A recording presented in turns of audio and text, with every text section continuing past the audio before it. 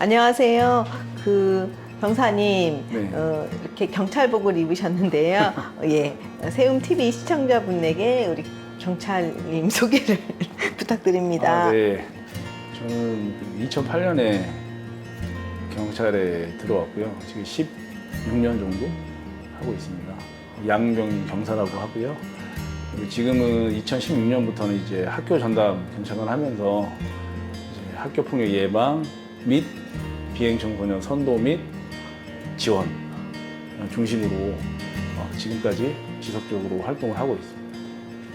재작년인가 저희 관내에 수용자 자녀가 있었는데 지원군을 찾다 보니까 세움이라는 곳을 알게 돼가지고 그때 이제 방문해서 연계하는 인연으로 지금까지 온 것 같습니다. 경찰을 들어온 계기나 동기나 청소년들을 선도하고 멘토링하는 동기가 다 나올 것 같은데 제가 이제 금천구에 살다 보니까 좀 어려운 친구들이 있었어요.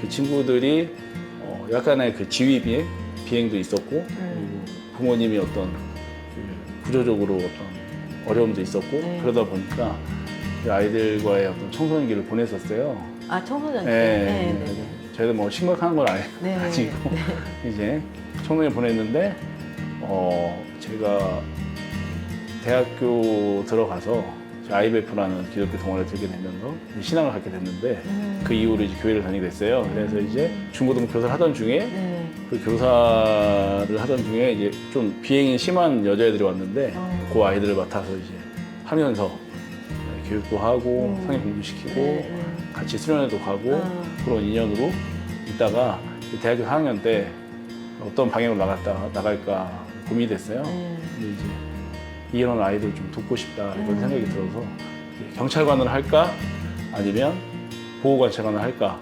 고민하다가 그때 마치 전도사님이 이제 상담을 했는데 가족 중에 경찰이 많아가지고 제가 의견 나오기도 했고 아이들 특히 이제 비행하는 아이들 선도 목적으로 경찰관을 도구로 사용하고 싶어서 2008년에 들어왔습니다. 보통 이렇게 돕고 싶다, 비행청소년 돕고 싶다 하면 보통 사회복지사를 하는데 보통 경찰 하면은 범죄한 현장에 가서 그런 걸 잡는 일을 더 많이 한다고 생각을 했는데요. 그리고 학교 전담 경찰관이라고 들어가지고 학교 전담 경찰관이 기본적으로 학교 폭력 예방 교육 그리고 피해 학생 보호, 가해 학생 선도 역할이 중점적으로 하고 있고 그 외에 하는 일이 있어요. 그 외가 이제 비행을 답습하는 청소년 중에 뭐 학교 밖 아이라든가 가정 밖 아이들 발굴해서 이 아이들이 이제 더 비행에 나가지 않고 비행에 유입되지 않을 수 있도록 선도하고 그 가정을 또 조력하고 유관기관 연결시켜서 통합 안전망을 좀 만들기 위해서 노력하는 어떤 역할도 있거든요.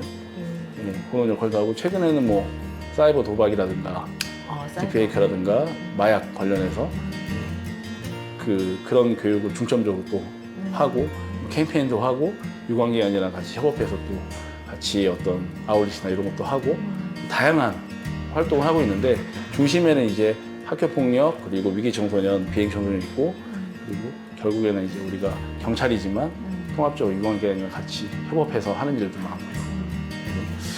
경찰이 그 범인을 잡고 송치하고 뭐 그런 역할이라 생각을 하는데 특히 청소년 쪽에 있는 경찰관들은 뭐 그뿐만이 아니고 다양한 역할을 하고 있고요.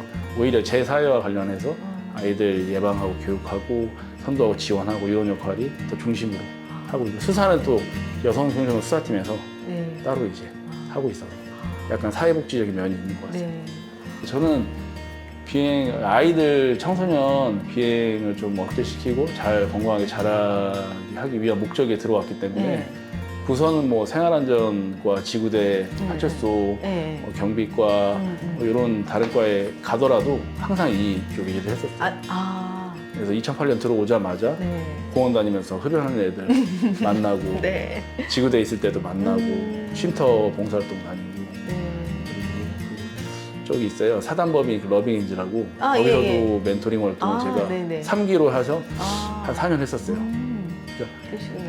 이쪽 2016년도에 그 아동 청소년, 여성 청소년이 들어오기 전에도 네. 다른 부서에 있을 때도 네. 계속 청소년 봉사활동을 했었어요. 네. 만나고 그런 욕구가 있어서. 그러니까 그런 마음이 있으시니까 직접 저희까지 찾아왔겠죠. 세움까지. 아무래도 네. 그 교회에서 중고등부 하면서 그런 아이들도 보고 그 자라오면서 같이 지내왔던 아이들도 보고 그래서 그 아이들을 좀 잘 청소년기 때 잘 잡아주고 멘토링 해주면 이제 그런 것들 시간 낭비하지 않고 네. 재배행 안 하고 건설적으로 살아갈 수 있겠다 네. 이런 생각이 들어서 그런 마음이 들었어요. 그래서 저도 왜 그런지 모르겠지만 그런 마음을 들었어요. 그래가지고 경찰까지 돼서 네. 계속 이 일을 이쪽 청소년을 돕고 있는 것 같아요. 그건 제가 이제 부모의 영향을 좀 받은 것 같고 아, 이게 원래 그 정체감은 가정이 되게 중요하잖아요. 네. 자존감이나 정체감이나. 네. 근데 이제 저희 어머니도 되게 자유롭게 좀 하시면서도 이제 살아가는 방법도 알려주셨고 아버님은 신경 안 쓰셔가지고 좀 자유롭게 하시다 보니까 보통 아버님이 믿어. 예, 강하게 좀 타이트하고 완벽하게 이렇게 지도를 하면 이제 양육을 하면 그게 성인의 대도 발현되잖아요. 그럼 아이들 소통이 좀 어려웠을 거예요. 만약에 진짜 가부장적인 아빠한테 자랐다. 그럼 아이들의 행동 하나하나가 눈에 밟혔을 수 있고. 그렇죠. 네. 이건 이래야 된다, 저래야 된다 이런 게 있으면. 다행히 조금 자유분방하면서 어머니도 사랑을 많이 주셔가지고 아이들한테 다가기가 좀 편했던 것 같고 단절을 안 시켰잖아요. 제가 주말에 딱 나는 폰 개입해 6시 놨어. 이후에는 일 안 해. 헤매 이런 거 안 해. 그랬으면 안 되죠. 그냥 오픈하고 맞아요. 아이들이 가장 소통을 잘 되는 SNS로 옮겨 타면서 지금 인스타잖아요. 인스타로 옮겨 타고 텔레그램은 가기 싫더라고. 트위터 이런 거 가기 싫더라고. 거기까지 인스타까지 소통이 되고 아이들이 보면 이제 친구 맺잖아요. 오, 형사님 얘도 알아요? 오, 얘도 알아요? 막 빡센 애들 있잖아요. 속칭 빡센 애들 알잖아요. 오, 알지. 구로 누구 알아? 강서 누구 알아? 그러면 오, 아는데 그 형 알죠. 그러면서 이제 네트워크를 나눕니다. 근데 꾸준히 네트워크를 하지 않으면 단절이 될 수밖에 없어요.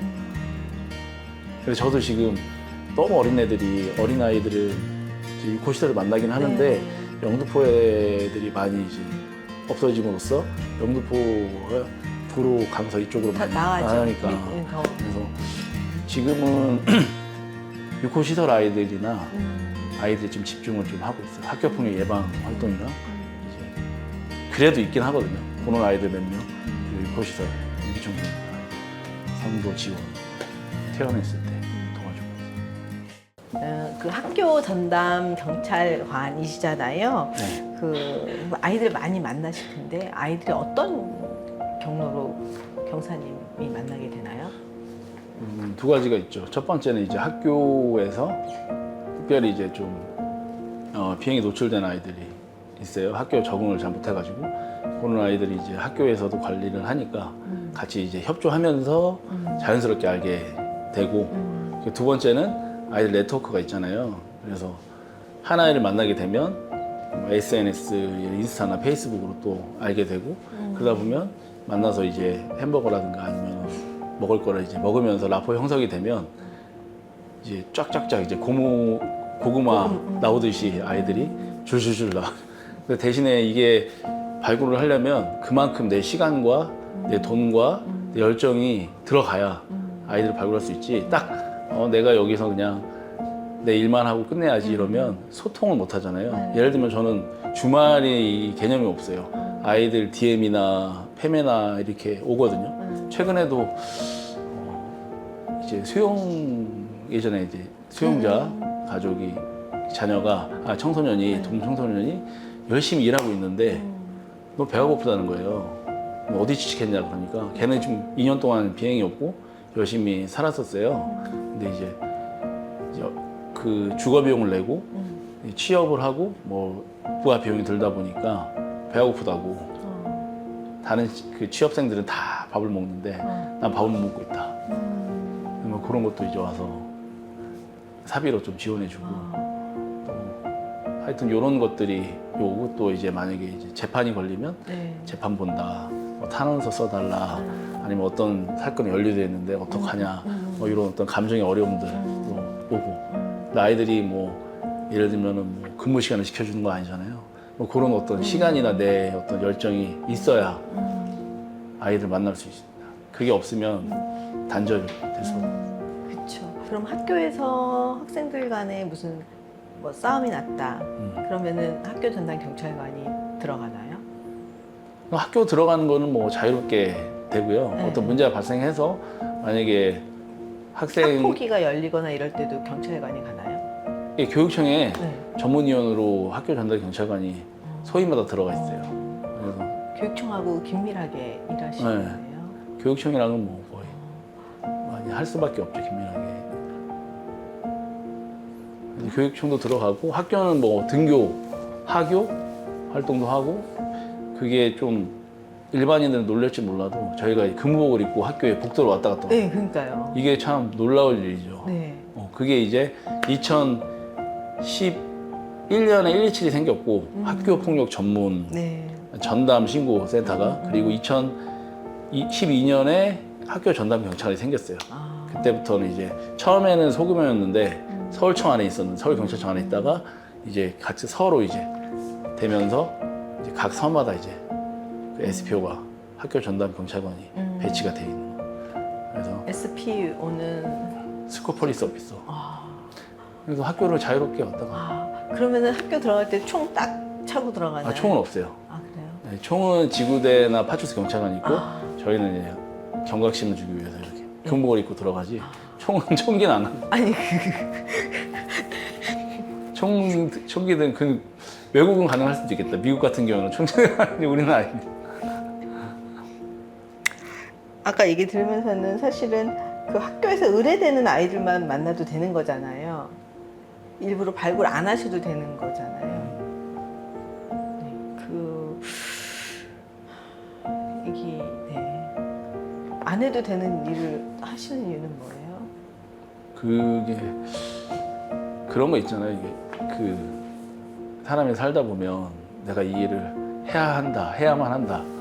뭐 그런 어떤 사명감까지는 아니지만 일 외로 하고 싶은 게 있잖아요. 네. 열정을 가지고. 뭐 예를 들면 뭐 사이클을 한다거나 아니면 수영을 한다거나 그 사람들은 뭐 자기 취미생활을 하지만 저는 그런 취미를 넘어서 아이들을 좀 만나고 아이들을 그 건강하게 자라게 할 수 있도록 재사회시키고 싶고 뭐 그런 욕구가 강한 것 같아요.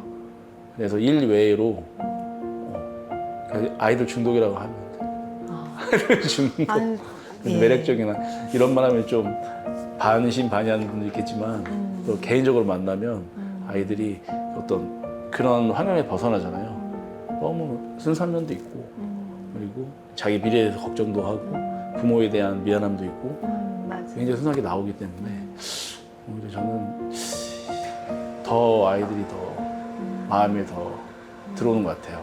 그러다 보니까 지금까지 많이 만났죠. 특히 이제 소년법 제32조 1항의 6호가 이제 돈보스코 샬레시오 이런 네네. 기관인데 그거 이상 받은 아이들을 한 200명, 300명, 200명, 250명 정도? 그 이게 이제 친구들은 3년 이상 쭉 만났죠, 애들. 교도소가 소년 교도소 같지 않아요? 소년 교도소 가는 친구들은 그렇게 많지는 않고요. 한 5%? 대부분 이제 소년원에서 끝나고 살아가는데 쉽진 않죠. 일단 아이들이 역경리적 가정의 보호력이 없잖아요.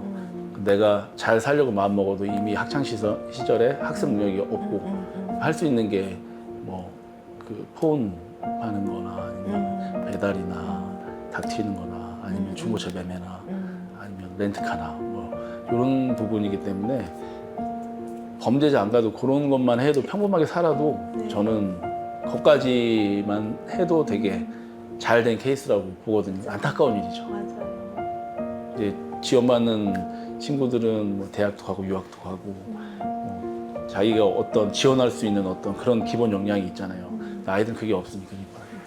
그래서 아이들을 만나다 보면 기억나는 친구들이 많긴 한데 자세히는 좀 말씀을 드리기가 좀 그렇지만 대부분 아이들이 가정의 보호력이 없기 때문에 학교 부정이 있고 학교를 잘 나가지 않으면 자유롭게 이제 돌아다니고 낮에는 잠깐 학교 찍다 가고 학교 그냥 밥 먹고 가고 밤에 이제 알바를 하거나 유흥을 하거나 비행을 하거나 뭐 이런 친구들이 있는데 기억에 나는 친구는 한 친구 있네요. 원래 많은데 걔가 이제 잠깐 말씀드리면 중3 때 되게 많이 좀 힘들었어요. 그래서 이제 부모님은 좀 다문화고 아버지 어머니 갈등 관계가 되게 심했고 그 아이가 이제 중학교 1학년 때부터 약간 비행을 했거든요. 그래서 친구랑 몰려다니면서 그때 유행했던 게 이제 그 무인점포. 무인점포를 네. 이제 병합된 건이 거의 30건, 40건.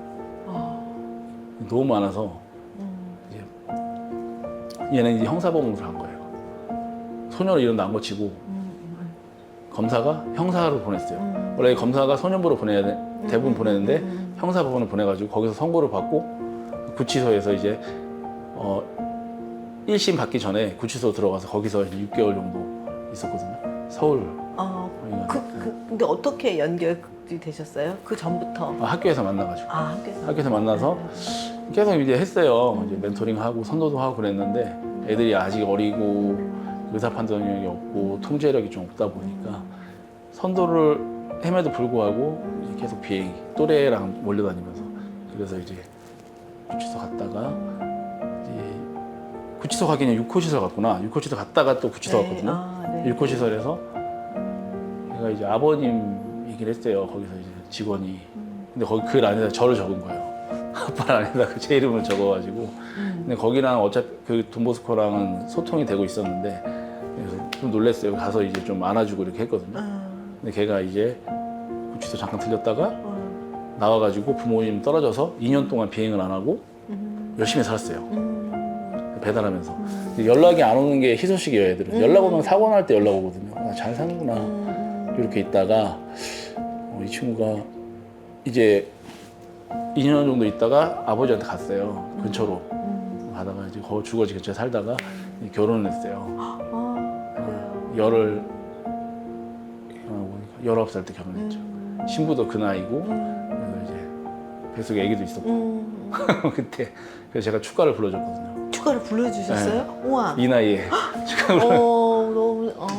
그래서 그 어린 나이에 이제 아빠가 됐는데 그래서 쭉 이제 아버님이랑 조력하면서 또 성장해 나가는 거를 잘 도와줄 생각이에요. 그래서 되게 많고 그쵸. 어머님들은 끈끈해요. 왜냐면 부모님들이 워낙 거의 현타 수준을 넘어서 거의 인생이 망가지는 수준이라서 도박이라든가 이런 쪽으로 해가지고 아이들이 구치소 가고 이래버리면 거의 그 단계에 오는데 합의금 또 정신적 고통 부부간의 어떤 갈등 그래서 너무 심한데 그거를 이제 제가 부모 조력하면서 부모들이 힘을 내서 끝까지 버틸 수 있도록 도와주는 역할도 하는 거죠. 경사님 같은 분이 가운데서 이렇게 조력을 하시고 하면 부모도 정말 내 자식 파고 싶다 호적에서 화내고 싶다 하는 마음들이 그래도 끝까지 믿어주는 사람이 있으면 아이들은 또 돌아오겠죠. 아이들이요? 네. 그렇죠. 근데 변화의 계기를 마련해도 주변 환경이 안 좋아서 아까 말씀드린 점심값이 없다거나 네. 아니면 다른 슈트를 입고 가야 되는데 슈트 살 돈이 없다거나 그것도 지원해 준 적 있어요. 중요하죠. 아이들한테 중요해. 애들 전화가지고 아니 내가 취업을 했는데 정장 살 돈이 없다고 10만 원만 지원해달라고. 이거 그냥 제가 사비로 준 적도 있어요. 이게 행정 절차가 오래 걸리니까 기관에서는 이 슈트를 줄 수는 갑자기 이거 할 수 없잖아요. 잘 살려고 해도 여건이 안 돼서 그게 참 안타까워요. 그러면은 아이들이 이제 막 그렇게 이제 밥을 사달라, 돈을 보내달라 막 이러면은 사실은 그렇게 속는 경우도 있지 않아요? 아니면 다 100%? 아 그럼요. 돈을 이제 그냥 저는 그래서 거래는 안 하거든요. 그냥 지원해줘요. 나중에 성인 돼서 내가 잘 되면 그때 아직 그 선생님이 뭔가 사업을 하고 있다 아이들을 위해서 거기에다 이제 후원해라 그런 식으로 해. 얘기 들으면서는 저희 아이들도 많이 생각이 나는데 소년원에 이제 간 친구들 200명 중에서 한 7% 정도는 이제 아이들이 교도소로 간다라는 수치가 있는데 사실 아이들 만나고 있으면 아이들 변화를 하는 것은 많이 노력을 하는데 어떻게 또 하고 계시는지. 저는 아이들이 변화되는 거는 굉장히 어렵다라는 생각이 하고요. 그 아까 말씀드린 육호시설에서 나온 애들 중에 그 종사자 얘기를 들으면 과장님인데 40%는 재범을 해서 소년원을 간다고 해요. 그 10명 중에 4명이 그만큼 그 6개월 동안 변화의 계기를 마련하고 교육을 받고 정서적인 어떤 상담도 받고 했음에도 불구하고 나오면 이제 변하지 않는 가정, 변하지 않는 또래 집단, 그리고 대안이 하나도 없고 우리나라는 또 입시 위주자인데 걔네들은 이제 이미 학습을 안 했기 때문에 거기에 들어갈 수가 없잖아요. 할 수 있는 게 없어요. 그러다 보니까 비행을 하다 보면 자연스럽게 머니가 필요하잖아요. 그렇게 하다 보면 예습관이 나와서 범죄를 하는데 그래도 얘네가 비행을 안 하고 탈비행하고 사회가 되려면 중요한 거는 환경보다는 제가 봤을 때 그 내면을 건드려주는 게 가장 중요한 것 같고 내가 이게 잘못된 행동이고 이 행동을 했을 때 내가 분명히 벌을 받는다. 그리고 내 행동으로 인해서 내 가족과 날 도와준 모든 사람이 실망하고 힘들어한다. 뭐 이런 것들을 좀 자각을 하는 어떤 그런 기회들이 있어야 되는데 그거를 만들어주기 위해서는 걔네 그 아이들은 이제 자라오면서 가정이 좀 비어 있잖아요. 애착 관계도 없고 학교의 선생님들의 어떤 부분들, 낙인의 효과들, 갈등 관계들 그리고 어떤 그런 것들이 이제 융합이 돼서 마음이 텅 비어 있기 때문에 그걸 채워주면서 어느 정도 채워줘야 자기 능력도 개발이 되고 자각의 어떤 경험도 하고 자기 정체성도 찾아가고 이런 부분이 있어서 저는 지속적으로 만나고 지속적으로 아이들 뭐 면회도 가고 편지도 쓰고 구치소 면회도 가고 이러면서 걔네들이 연령이 성장하면서 변화될 때까지 기다려주는 거죠. 그러다 보면 그게 없는 친구들이랑 있는 친구들이랑 차이가 있어요. 성인이 됐을 때는 느끼거든요. 아, 내가 잘못 살았다. 내가 그때쯤 되면 내가 이렇게 나를 위해서 도와준 분들이 있었는데 그런 고마움이나 감사함이 생기고 그러다 보면 열심히 일을 하고 낮과 밤이 바뀌는 생활에서 정상적인 생활 돌아오고 이제 완전히 이제 전반적으로 바뀌는 거. 생활과 만나는 사람들도 바뀌고 그럼 자연스럽게 이제 제 사회화가 돼서 성공적으로 살아가는 그런 그 과정을 겪게 되는데 짧지가 않아서 그쵸. 어떤 친구들은 3년, 어떤 친구들은 4년, 어떤 친구들은 6년. 성인 범죄자로 고착만 되지 않는다면 이제 기다려주는 것도 나쁘지 않다. 1, 2, 3으로 하자면 일단 첫 번째는 가정 환경이 그게 보편적으로 일반화할 수 있는 것이고 뭐 우리 논문에도 과거부터 계속 어떤 가정 환경이 비행에 미치는 영향에 학교 폭력에 미치는 영향, 정서의 영향 이런 논문이 많잖아요. 근데 공통된 거는 뭐 역기능적 가정이나 양육 태도의 어떤 잘못된 것이나 소통의 잘못 이런 것들이고 이제 두 번째는 이제 또래 집단보다는 학교의 부적응. 왜냐 우리나라는 학습 위주로 가잖아요. 중학교 때부터 어떤 걸 찾아주고 그쪽을 개발시켜주는 게 아니기 때문에 학습에서 떨어지면 할 게 없는 거예요. 애들이 자거나 아니면 양호실 가거나 아니면 친구들이 부르면 다물라고 나가거나 그러면 이제 학교에서 낙인시키잖아요. 선도위원회하고 학부가 하게 되면 더 부적응이 되죠. 그럼 학교 박이 돼버리면 이제 학교 박이 된 친구들은 거의 가족 통제 안 되거든요. 비행하는 선배, 후배 만나면서 돈을 알게 되는 거죠. 유흥을 알게 되는 거죠. 나이는 어린데 어른과 똑같이 행동을 하게 돼요. 더 좋은 차, 더 좋은 유흥, 더 좋은 클러치백, 더 좋은 문신. 그래서 그쪽으로 쑥 들어가면 빠져나가기 너무 힘들어요. 그러니까 이 학교의 어떤 전반적인 어떤 아이들을 성장시킬 수 있는 대안을 좀 마련해야 된다. 대안이 있긴 해요. 많이 노력을 하세요. 교육청에서.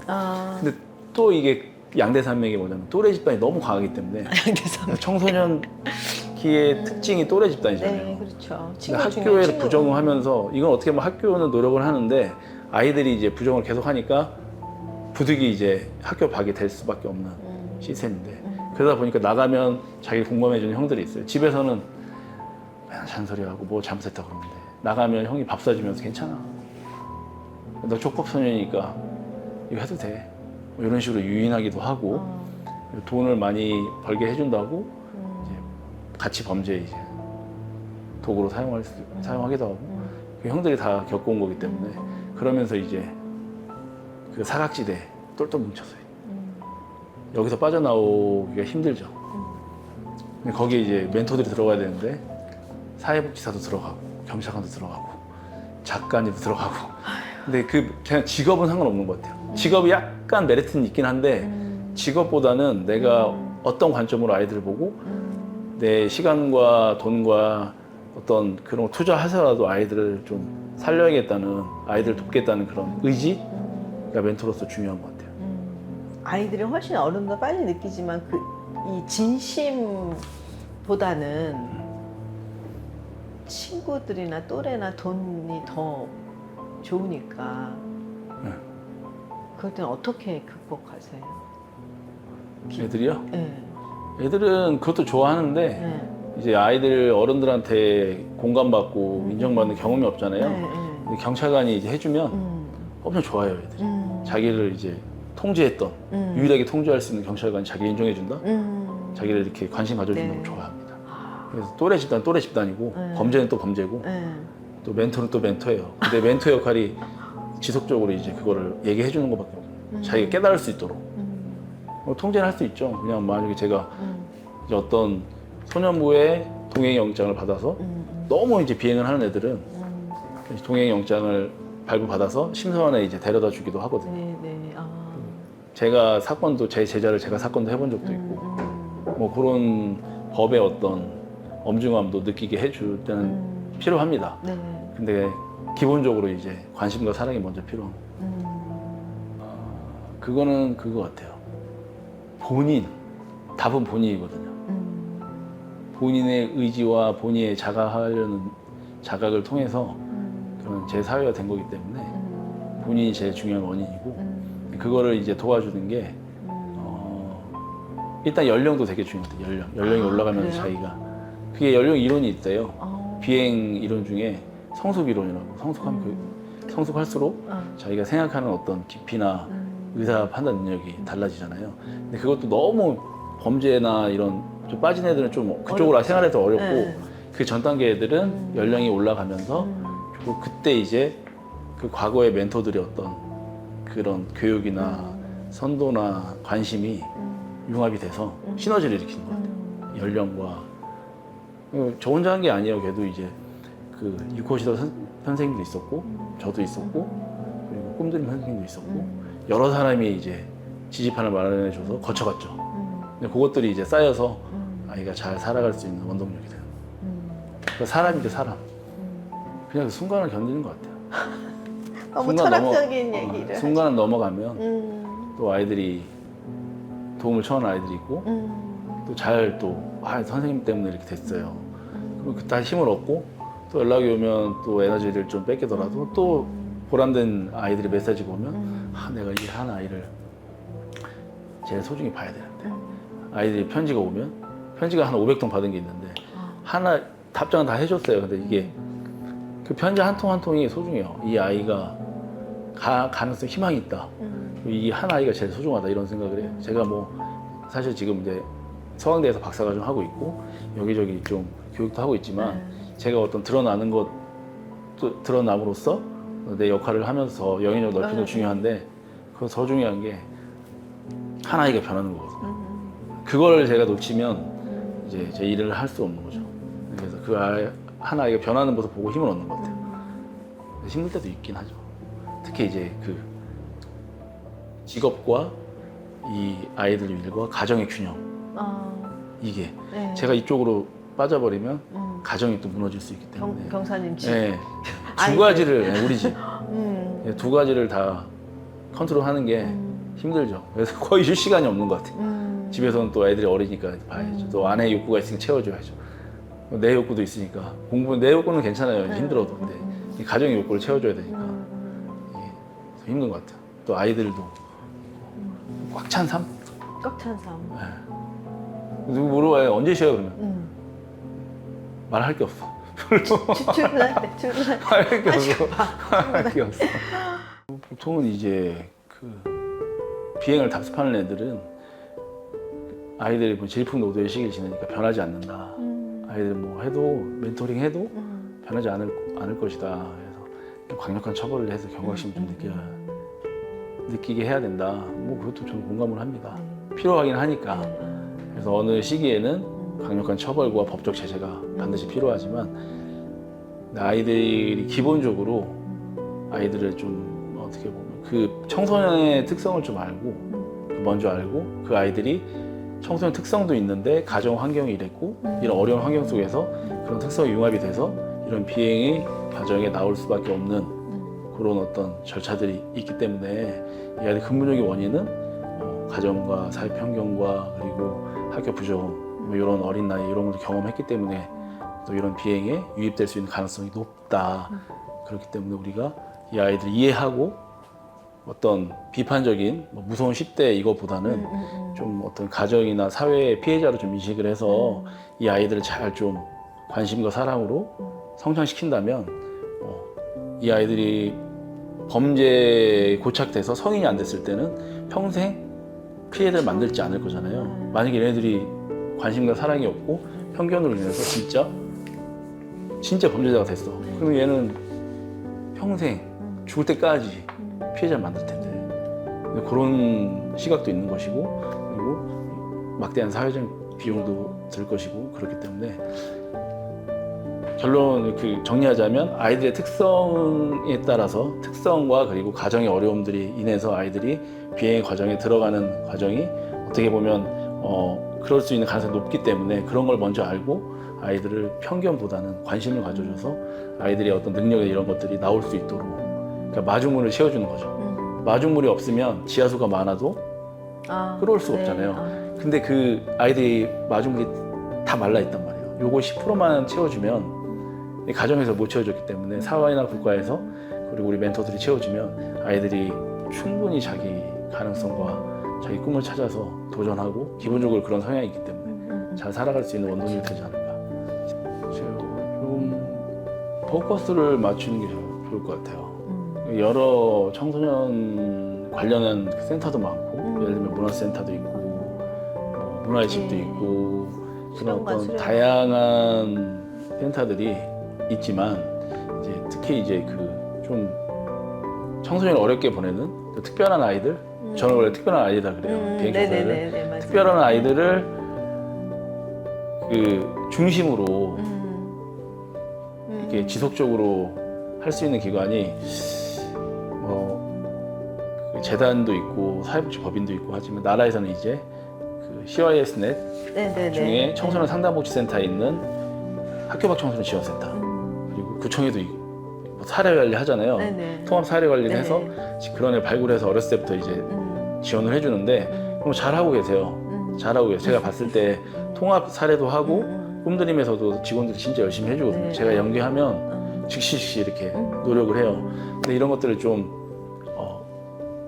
그 법 제도화 시켜서 만약에 이런 아이들이 발굴이 됐을 때 어떤 기관이 같이 주사를 해서 하고 그리고 지속적으로 얘가 비행을 시작해서 비행을 멈출 때까지 국가 사회가 제도화 시켜서 필요한 것들을 맞춤형으로 지원할 수 있는 시스템을 만들어서 들어오면 못 빠져나가게 그런 것들을 법안을 발의해가지고 공표를 하게 해서 이것들이 이제 실시가 된다면 예를 들면은 뭐 수용자 그 어머님 가정이에요. 그럼 그것도 어떻게 보면 이제 시스템에 들어와서 착하면 얘가 수용 가정이네 딱딱딱 이렇게 해가지고 그 노인이나 아니면은 장애인분들 도와주는 시스템처럼 좀 촘촘하게 만들어야 돼요. 너무 세는 애들이 많아가지고 중심으로 뭔가 자원들을 소통을 통해서 자원들이 딱 이렇게 민간에서는 자원이나 민간이나 뭐 사기업도 상관없어요. 외국에는 그렇게 하거든요.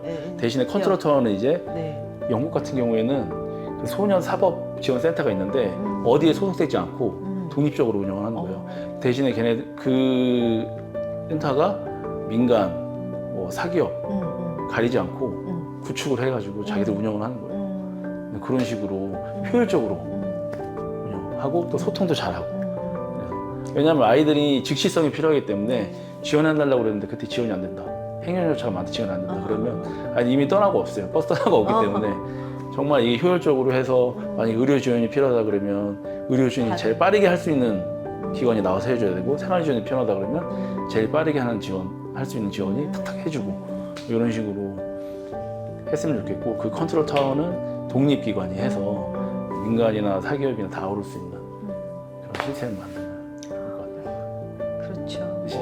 쉽진 않겠지, 너. 그래도 또 우리의 꿈을 꾸는 이상을 갖고, 예, 되게 아이들은 즉시성이란 말이 되게 와닿는 것 같아요. 지금 당장 즉시 하지 않으면 쉽지 않으면 범죄를 하기 때문에. 그렇죠. 바로 예, 배가 고픈데 장발장. 네, 그렇죠. 너무 이해가 됩니다. 예. 이렇게 4주 동안 저희 이제 청소년 관련된 이야기를 쭉 우리 경사님하고 나누고 있는데요. 마지막으로 영상을 보는 친구들에게 또 우리 경사님의 또 이야기를 나눠주시면 좋겠습니다. 네.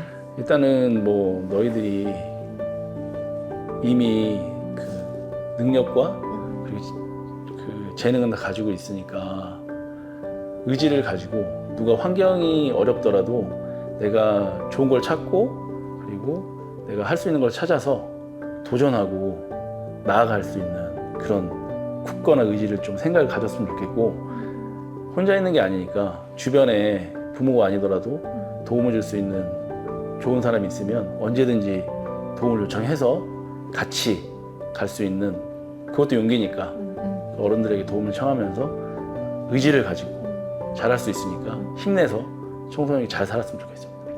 화이팅입니다. 네, 화이팅. 네, 이렇게 믿어주는 경찰이 있으니까 페이스북 검색하시면 바로 나오니까 팬메 보내세요. 네, 지난 4주간 우리 양병윤 견사님과 우리 아이들에 대해서 이야기 나눴고요. 아이들을 사랑하는, 그 청소년을 사랑하는 찐 사랑이 느껴져서 저도 또 인터뷰하는 중간중간 너무 감사했습니다. 네, 감사합니다. 고생 많으셨습니다. 네.